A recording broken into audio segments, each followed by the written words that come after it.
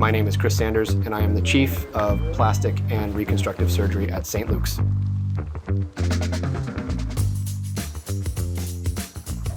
Hey, hello. Good morning. What's up, everybody? I guess the biggest ritual I have is we got to make sure we got the right music playing. You know, sometimes it's classic rock, sometimes it's, 80s, sometimes it's, hip hop barbecue is one of my favorite stations. It's okay to be nervous. It's normal to be nervous for surgery. If I was getting surgery, I'd be nervous too. What I do tell them is I'm going to take good care of them, and they're in good hands, and hopefully that puts their mind at ease a little bit. And I think that's important, just recognizing that, what they're going through is normal, and sort of not diminishing that, especially for something, as significant in a patient's life as breast cancer, because it's not just surgery, there's things that are going to come afterwards, and, it's life-changing for these patients, so. When people always ask, why did I become a doctor, right?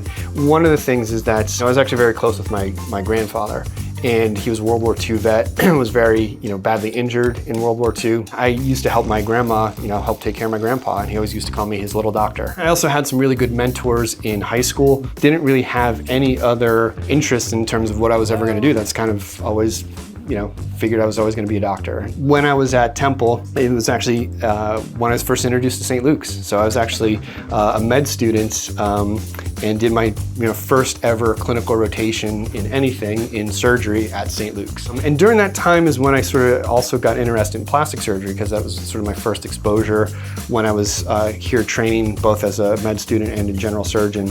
But one of the things that is really, kind of my outlet is I say I'm a pretend rock star. I like to play guitar. I've been playing it my whole life. My mom was a musician growing up. She played a whole bunch of different instruments, but I love music. I definitely have too many guitars than is necessary, but it's one of the things that I've really enjoyed and enjoyed for a long time, because something that's always been an outlet for me that I've continued to do as long as I can remember, and hopefully continue to do for a long time after. Okay. Regardless, but it's something that we need for surgical planning.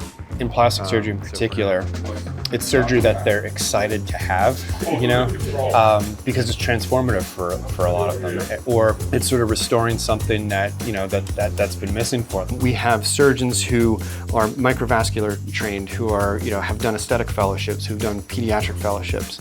Those are the kind of services that you don't typically see at an institution that is really community-based in the way that St. Luke's is. And I think that having that kind of practice and those services available, particularly in patients' backyards in a lot of ways, I think is really important. One of the things that sets us apart from the other services around the area. We always say plastic surgery is the specialty of form and function, and what that really means is it's how you relate to the world at large, how you see yourself in the mirror, how you interact with society. When one of those things is damaged, whether you're not seeing yourself the way you want to see yourself, or you're not able to interact with society or your family the way you want to, it's very difficult to have a positive outlook on anything else in your life. Being able to restore those things for patients and being able to help them get to that point is one of the things that has always struck me as a little bit different from other specialties, because you can do it in so many different ways for so many different people.